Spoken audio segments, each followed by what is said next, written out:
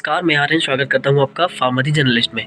तो आज के इस वीडियो में हम जानेंगे कि जो काफ होता है, जो बेबी काफ होता है, जो एनिमल होते हैं, जो उनके बच्चे होते हैं, जैसे अगर आप गाय के बच्चे को देखो जैसे बछड़ा होता है, आप भैंस के बच्चे को देख सकते हैं। तो जो क्या होता है, अक्सर से डेयरी फार्म, आपके पास कोई डेयरी है, आप एनिमल रेयरिंग कर रहे हैं, आप पशुपालन कर रहे हैं, तो अलग अलग प्रकार के किसान होते हैं जो अलग अलग तरह से पशुपालन करते हैं। कुछ क्या करते हैं, कुछ हेफर का पशुपालन करते हैं, जैसे कुछ हेफर्स का पशुपालन करते हैं। हम बोल सकते हैं कि जो मैच्योर जो युवा जो एनिमल्स होते हैं उनका पशुपालन करते हैं, कुछ दुधारुओं का करते हैं, और कुछ क्या करते हैं, कुछ इस उद्देश्य से पशुपालन करते हैं जिससे वो जो बच्चे हैं, जो पशु के जो बच्चे हैं उनको बेहतर तरीके से तैयार कर सकें।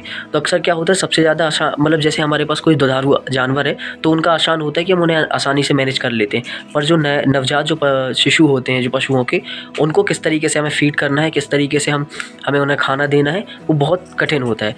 तो क्योंकि शुरुआती जो हमारी जो फीड पे ही उनकी ग्रोथ, जो उनका जो किस तरीके से उनका ग्रोथ होगी, उनका डेवलपमेंट हमारे शुरुआती जो हम क्या उन्हें खिलाते हैं उसी पे निर्भर करता है। तो आज की इस वीडियो में हम जानेंगे किस तरीके से आपको जो बेबी पशु होते हैं उनको आपको किस तरीके से उनका फीड मैनेजमेंट करना है, किस तरीके से उनके डाइट प्लान करना है। तो जैसा कि मैं आपको बता दूं, पहले हम थोड़ी सी बायोलॉजिकल जो इनका स्टोमक होता है उसकी फंक्शनिंग देखेंगे। तो शुरुआत में जब पशु पैदा होते हैं, बच्चे पैदा होते हैं, तो उसमें क्या होता है, इनकी स्टोमक में 4 पार्ट होते हैं। इनके जो पाचन तंत्र होता है, जो पेट होता है, उनके में 4 भाग में बटा होता है। पहला भाग होता है रूमेन होता है दूसरा भाग, और तीसरा भाग होता है एबोमिशम और ओवेशम। 3-4 तरह के ये भाग होते हैं। तो शुरुआत में क्या होता है कि जो एबोमेशम जो पार्ट होता है वो 60% जो भाग होता है एबोमेशम का होता है इनके पेट पे, और बाकी रूमिनेंट और ह्यूमन और ओबेशम जो पार्ट होता है वो कम होता है। फिर धीरे धीरे करके क्या होता है, ग्रेजुअली जैसे जैसे हम फीड देते हैं, धीरे धीरे करके इनकी जो पाचन तंत्र है वो डेवलप होता है। शुरुआत में क्या होता है, सबसे पहले जो एनिमल्स की जो फीडिंग की जाती है, सबसे पहले कोलोस्ट्रम फीड किया जाता है। कोलोस्ट्रम क्या होता है, कोलोस्ट्रम होता है जो आफ्टर जैसे जो हमारे कोई भी पशु है बच्चा दे देता है, उसके बाद जो उनके थनों से जो दूध निकलता है येलो कलर का, उसे कोलोस्ट्रम बोलते हैं। तो हमें सबसे पहले क्या करना है, कोलोस्ट्रम देना है, क्योंकि कोलोस्ट्रम बहुत इंपॉर्टेंट होता है किसी भी नवजात पशु के लिए।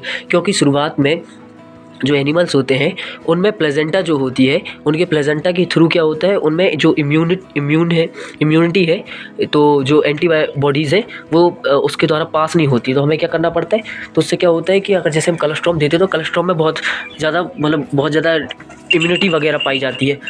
तो क्या होता है कि उससे जो पशु, जो हमारे नवजात पशु हैं, उनमें रोग प्रतिरोधक क्षमता विकसित होती है और जिससे उन्हें रोग नहीं लगते। फिर दूसरी बात क्या, और उसी कोलोस्ट्रम फेज को 3 भागों में बांटा गया है। पहला भाग होता है कि ट्रांजिशनल फेज, जो हम लिक्विड फेज बोलते हैं, दूसरा ट्रांजिशनल, और तीसरा रोमिनेंट फेज होता है। हम लिक्विड फेज में केवल कोलोस्ट्रम और होल मिल्क ही नवजात पशु को देते हैं। फिर दूसरे में हम जो हमारा जो ट्रांजिशनल फेज होता है उसमें हम क्या करते हैं कि दूध के साथ साथ हम कुछ थोड़ा बहुत, जैसे आपका मिल्क रिप्लेशर्स होते हैं, मान लो जैसे आप थोड़े से ग्रेन दे सकते हैं, हल्का चारा दे सकते हैं, ये सारी चीज़ देते हैं। और तीसरा फेस होता है रूमिनेंट फेस होता है, धीरे धीरे करके जैसे मिल्क रिप्लेशर्स वगैरह देते हैं, दूध के अलावा जो चीज़ देते हैं, जैसे थोड़े ग्रेन हो गए, अनाज वगैरह, हरा चारा देते हैं। तो उससे धीरे धीरे करके क्या होता है कि जो पशु है उसके पेट में ह्यूमन जो पार्ट होता है उसकी स्टोमक का, वो डेवलप हो जाता है, और अब सक्षम हो जाता है हमारा छोटा पशु कि चारा वगैरह को डाइजेस्ट कर पाएगा। तो जो हमारा रूमिनेंट फेस होता है उसमें फिर हम धीरे धीरे करके सीधे चारा वगैरह उस पशु को देने लगते हैं। इस तरीके से अगर आप अगर उनका देखभाल करेंगे पशुओं का, तो वो अच्छे रहेंगे, स्वस्थ रहेंगे।